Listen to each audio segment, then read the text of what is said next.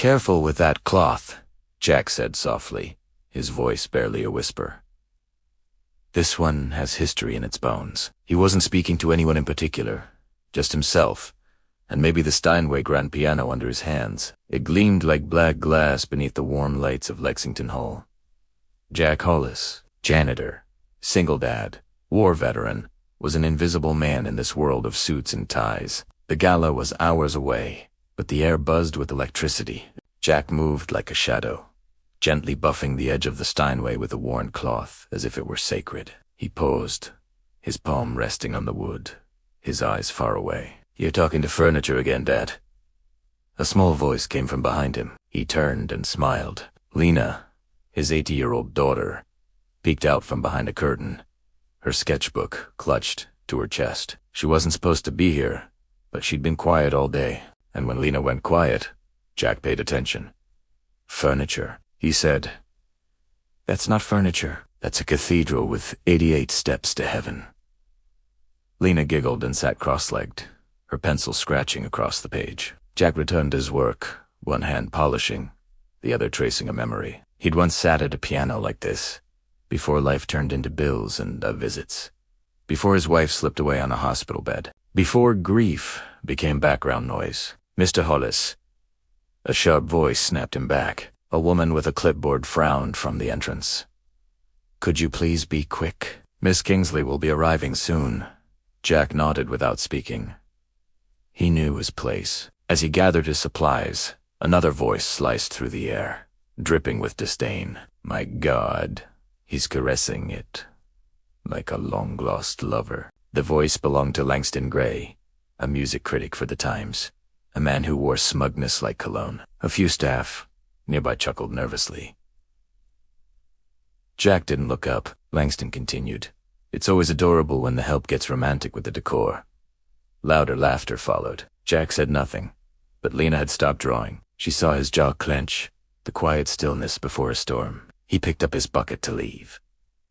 "Wait," Langston called out, grinning. "Tell me something, janitor. Do you even know what this is?" Jack finally turned, his gaze calm and steady. "Yes," he said. "It's a Steinway Model D, 9 feet long, 12,000 moving parts. The soundboard's made from Sitka spruce. The rim, 17 layers of hard rock maple. It costs more than your Mercedes, and holds more stories than your column ever will." Silence fell like a dropped curtain. Langston just blinked. Jack walked toward the wings and knelt beside Lena. "You okay?" he asked. She nodded. He pulled a tiny music note charm from his pocket and placed it in her palm. "What's this for?" she whispered. "For remembering," he said. "That music isn't always played out loud." Just then, the grand doors opened. Guests flooded in. The evening's star, Celia Kingsley, entered the hall. A woman who had built empires, she scanned the stage, her eyes landing on the piano. Her gaze met Jack's for just a second before she turned away. The gala was about to begin, and no one knew the most unforgettable performance would come, not from the program, but from the shadows. From the wings, Celia Kingsley watched the hall fill. She was a master of illusion, turning her own inner silence into an image of elegance. She nodded at her assistant. "Tell the quartet to begin on my signal, and make sure Langston's review is on every donor's seat." The Steinway stood flawless, its polished surface reflecting her own image. She hated mirrors. She noticed the janitor again, helping his daughter find a seat. He bent down, his gentleness a stark contrast to his rough hands. It stuck in her mind longer than it should have. Langston Gray appeared beside her, drink in hand. "Lovely turnout tonight, and your review strategically early." "As always," Say replied. "Well," he smirked, "some of us know how to separate polish from passion, unlike our sentimental janitor." Celia's gaze flicked to his drink. "You know, Langston," she said smoothly, "sometimes the people closest to the floor hear what no one else does." Backstage, Jack was tucking Lena's coat away. "You sure you want to stay for the whole thing?" he asked. Lena nodded. "I want to hear the piano when it's not just us." Jack paused. "It's never just us when we play, kiddo. When you play real music, It remembers people, places, things you lost. It's everything you've ever felt. Trying to climb out. Lena tore a drawing from her sketchbook and handed it to him. It was a stunning sketch of him in the Steinway. "You see more than most people?" he said, his throat tightening. "You hear more than most people," she whispered back. Later, the lights dimmed. The MC took the stage. None of this would be possible without the vision of Miss Celia Kingsley. Applause roared. Celia stepped into the spotlight. "Thank you," she began. "Talent doesn't always come with a pedigree. Sometimes it hides, waiting to be seen." Her eyes landed for a heartbeat on Jack in the shadows. "Tonight's proceeds will fund music education in public schools, because brilliance belongs everywhere." A standing ovation followed. But Jack didn't stand. He just sat, a quiet statter. During intermission, Langston cornered Jack near the exit. "You've got a lot of nerve, putting on that poetic act earlier," he slurred. "You think touching a piano gives you worth?" Jack turned slowly. "No," he said calmly. "I think being able to walk past one without ever hearing it, that's what takes something away from you." For the first time, Langston had no comeback. In the empty hall, Celia sat down at the Steinway. Her fingers hovered over the keys. Long ago, she'd played batch in competitions. After losing a state final, her mother had cut down every rose bush in their garden. Celia never touched a piano again. Until now. She pressed one note. Sharp, pure. She closed her eyes. Lena returned to her father's side. "Are you sad?" "Say, ask it." Jack shook his head. "No, sweet pea. I'm just remembering how loud silence can be." The gala hadn't started yet, but the VIPs were already arriving. Jack stood at the edge of the stage, his thumb moving along the wood grain of the Steinway. He remembered his wife's voice.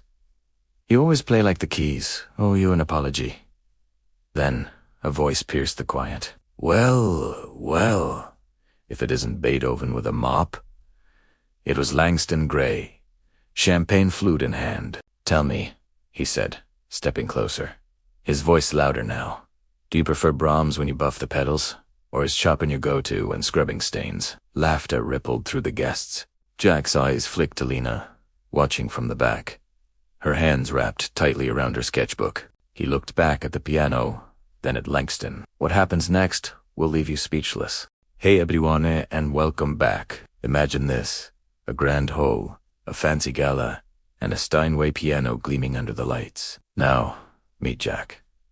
He's the janitor, quietly doing his job. But one man, Langston, decides to make him the evening's entertainment. I saw you looking at that piano," he sneers.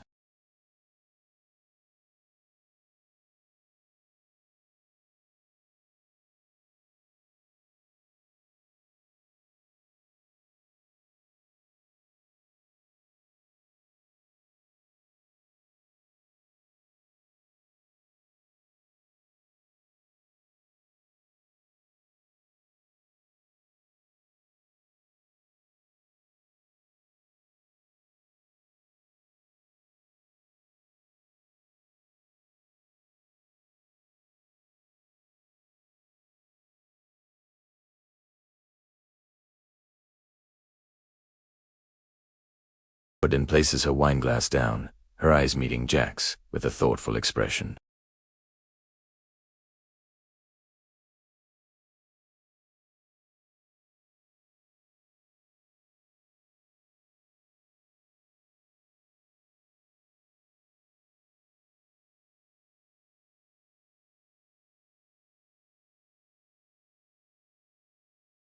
Later, as the gala continues, Jack is in the service hallway, the sounds of celebration feeling a million miles away. He's ready to disappear, to become invisible again. But then, Lena appears, holding his old, worn leather notebook. "I found this in your locker," she says. "I thought maybe you forgot what was in it."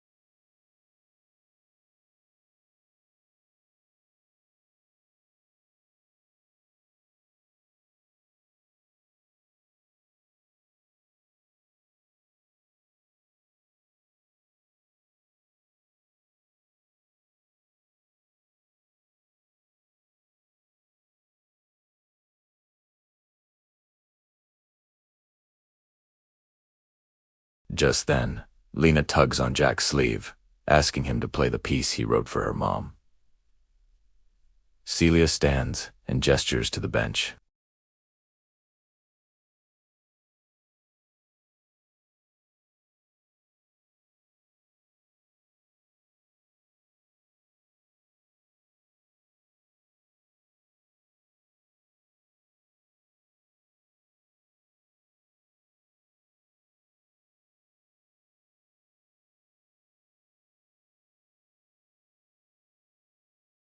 The MC announces a spontaneous performance, and Langston, seeing his chance, calls Jack out again. "Give us a taste of that janitorial genius," he taunts. The crowd, unsure, watches as a spotlight finds Jack in the shadows. He could refuse, but this time is different. He walks to the piano. "I came here to clean the floors," he says, his voice cutting through the silence. But sometimes life doesn't care what you're paid for. Sometimes it just dares you to remember who you used to be. He looks at Langston. "Twinkle, twinkle," he said. "Sorry to disappoint." And then he plays, not a nursery rhyme, but Chopin's Ballade No. 1. The music rises, raw and real, telling a story of loss and survival. The audience is frozen. They stop seeing a janitor and start seeing a man, a father, a musician who has lived every note. When the final chord hangs in the air, a stunned silence is broken by a single person clapping. Celia on her feet. Soon, the entire hall erupts in an ovation, not of politeness, but of pure awe. Jack doesn't bow. He just nods, picks up his cleaning cloth, and walks off stage. He didn't need their applause. She smiled. She had known all along. Later that night, when most guests had left and the lights were dimmed to their after-party glow, Jack walked back out onto the empty stage. No audience, no spotlight, just him and the piano. Celia followed, her heels soft against the wood. "You didn't tell me where you trained," she said. "I didn't," he agreed. "C'est white," he sighed. "Juilliard for a time, until my wife passed. After that, I couldn't touch a piano without feeling like I was betraying her memory." Celia swallowed. "What was her name?" "Rachel." "What did she sound like?" He smiled, his eyes far away. "She sounded like sunrise, soft and certain." Celia stepped forward, her voice lower now. "You didn't betray her. You brought her back tonight. We all heard it." Jack looked at her, and something in his chest cracked open. He didn't cry, but his silence thundered. A moment passed, then another. "You should play again," Celia said. "For more than just this stage." Jack chuckled. "You offering me a record deal now?" She shook her head, smiling. "No, I'm offering you a platform. Real ones. School programs. Recital series. People need to hear what music sounds like when it's not chasing applause." He stared at her. "And what do you need?" he asked gently. She looked taken aback. "I mean, you're offering me a stage," he continued. "What's the part of you that still needs one?" Celia's smile faded. She looked away. "I don't know," she whispered. "Maybe I just want to believe that art can still come from truth, not branding." Jack nodded slowly. "That," he said, "is the most honest thing I've heard all night." As the final staff began shutting down the venue, Lena ran up the aisle, her shoes scuffing against the carpet. "Dad," she called, "they want a picture of you at the piano." Jack raised an eyebrow. "Why?" "Because," she said simply, "they finally see you." Jack looked at Celia. She smiled. "Told ya." That night, as they walked to the car under a sky full of city stars, Lena reached for his hand. "You think Mom heard you?" she asked. Jack squeezed her fingers gently. "No doubt," he said. She probably rolled her eyes and said, "Finally." They both laughed, and as they drove off, the concert hall behind them slowly faded from view.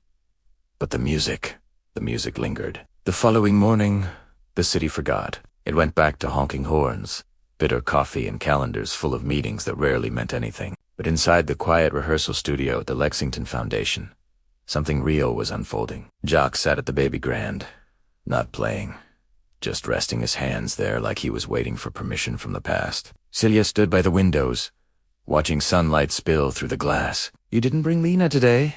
she said finally. Jack smiled. "She's at school. Told her she can't be skipping math just because her dad's a concert legend now." Celia smirked. "Smart kid." He nodded, eyes still on the keys. "Smarter than me, most days." Another pause. Then Celia asked quietly, "Do you miss her?" Jack blinked. She didn't have to clarify. He leaned back from the piano. "Every morning," he said. "It's the first thing I feel before I open my eyes. The ache, not just of her being gone, but of how fast it all happened." He exhaled slowly. "Rachel and I met at a piano bar. She taught me how to laugh mid-phrase, how to play with joy again. We used to talk about raising Lena with music in her bones, not just her ears." He looked down at his hands. "But she didn't make it past the delivery room. I couldn't touch the piano after that. Even seeing it made me sick. Primera boxed it up, sold everything, took the first job I could find. Nobody expects anything from a janitor. That was the point. But music stayed in your hands," Celia whispered. He turned his head toward her. "You know," he said, "people think silence is absence, but sometimes it's full of everything you're too scared to say." Celia stepped closer. "My silence wasn't grief," she said. "It was fear. I was a prodigy. Parents mortgaged everything. I was winning competitions by 9, but every note I played felt like I was earning love that could be taken back." She walked to the piano bench and sat beside him. "I lost a major competition at 16. My mother didn't speak to me for 3 weeks. My father suggested business school. I never played again after that. Not until last night." Jack's gaze softened. "And how did it feel?" he asked. Celia looked at the keys, touched a single note, like remembering who I was before I started trying to impress ghosts. The door creaked open, and Lena peeked inside. "I told her she could meet you here after school," Jack said. Lena marched toward the piano. "Did you play?" she asked Celia. "Not yet," Celia replied. Lena patted the bench. "There's still time." She hopped on between them and pointed at the keys. "Show me something sad," she said, "but the kind that gets better at the end." Jack and Celia exchanged a glance, and then side by side they began to play. A simple duet, a lullaby reborn. And in that quiet studio, 3 lives became a single harmony. It was the kind of afternoon that sneaks up on you cloudless, breezy, soft, with the hush of early spring. Jack stood by the window of the old chapel, now their music room, tuning a dusty piano Celia had rescued from an auction. The keys were chipped, the hammers stiff, but it had character, like most things worth keeping. Celia was kneeling beside a bookshelf, rearranging old binders of sheet music. At the far end of the room, Jack's daughter, Lena, hummed to herself while sketching a scene of Jack teaching a class full of kids. Every now and then, Celia would glance over at him, his hands gentle on the strings, brow furrowed in concentration. The kind of man who could build a home out of silence, then fill it with music. "I haven't seen you this focused since the fire alarm went off during the gala," she teased. Jack chuckled, not looking up. That was focus born of panic.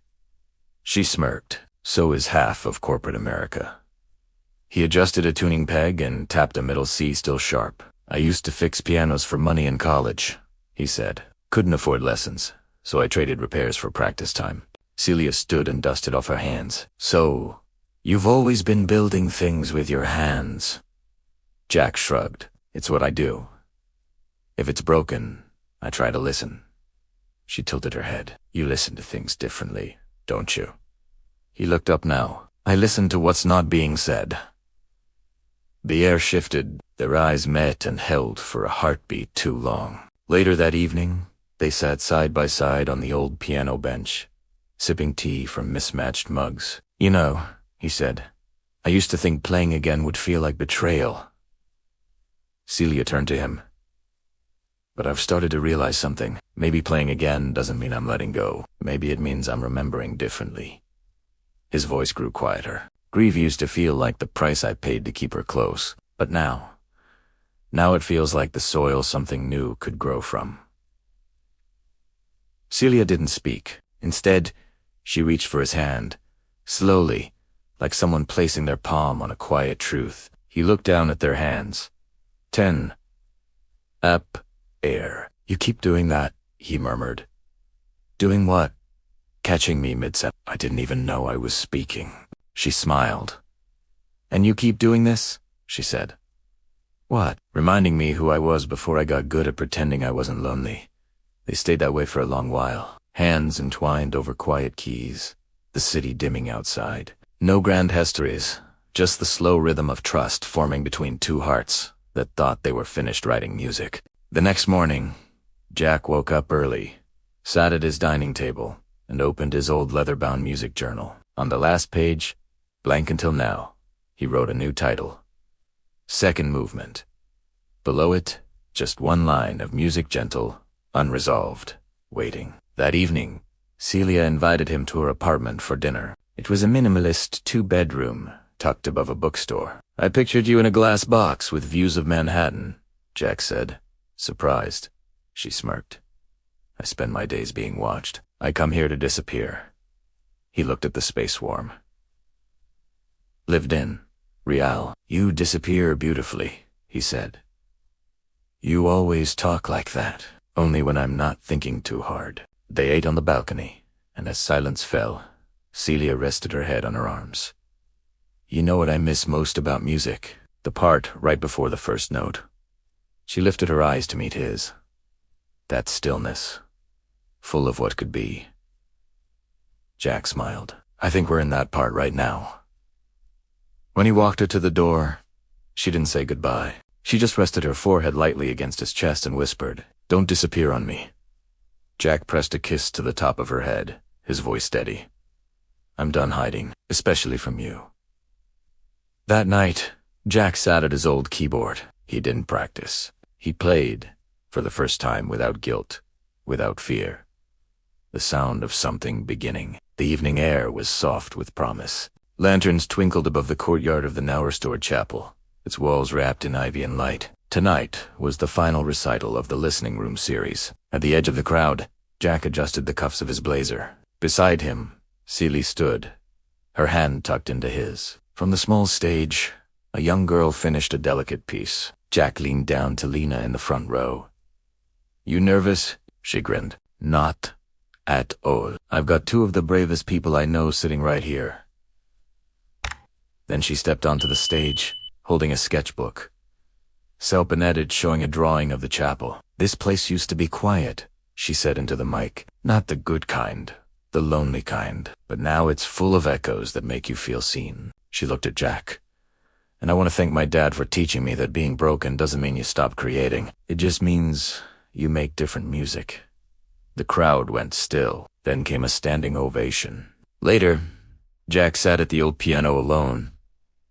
Celia walked up, handing him a glass of sparkling cider. For the maestro.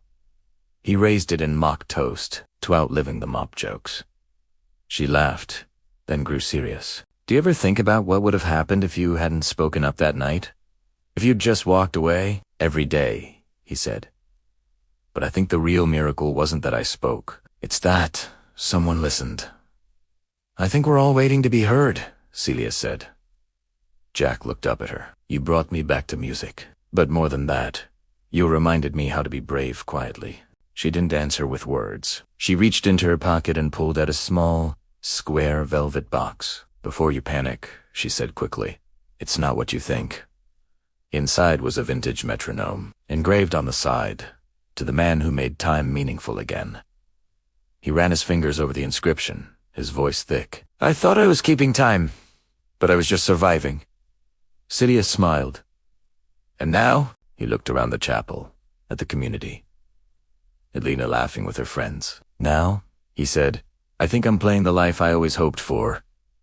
As the final moment of the night approached, Jack took the stage. I've been called a janitor, a teacher, a single dad, a broken man. He paused. But tonight, I just want to be a song. He sat and began to play a piece he'd written the week before. Not for Rachel, not for grief, not for survival, but for what came after. The melody was simple, honest, filled with pauses that spoke louder than crescendos, and somewhere near the middle, a gentle phrase, repeated like a heartbeat, constant, unafraid. As the final note faded, there was no applause at first, just stillness. Then a tearful standing ovation that seemed to stretch beyond the room. Later that night, in the quiet of the music room, Lena sat curled up on the rug, drawing again. Celia was thumbing through an old hymn book, pausing to hum a tune she hadn't dared sing in years. Jack poured tea in 3 mismatched mugs, smiling at the strange, beautiful family he never saw coming. "I don't know how we got here," he said softly. Celia looked up. "You followed the music," she said, even when it stopped making sense. Lena chimed in without looking up, "And then you made your own. And so the janitor with the broken heart, the CEO with the silent hands, and the daughter who believed in second chances stayed. They stayed in the music. They stayed with each other. They stayed in the kind of love that isn't loud but lasts. Because some stories don't end. They just change key, and when they do, they finally sound like home. If this story touched your heart, even just a little, take a moment. Breathe it in, because sometimes the most powerful symphonies are born from silence, and the most extraordinary lives begin with the courage to start again. Now, I'd love to hear from you. Where in the world are you watching from? And what part of Jack and Zelia's journey resonated with you most? Drop your thoughts in the comments below. Your words inspire more than you know. If you believe in stories that heal, uplift, and remind us of the quiet strength in everyday people, hit that subscribe button so you don't miss what's coming next. And from the bottom of my heart, thank you for watching. Your time, your presence, your kindness, they mean the world. Until the next story, stay kind, stay brave, and never stop listening.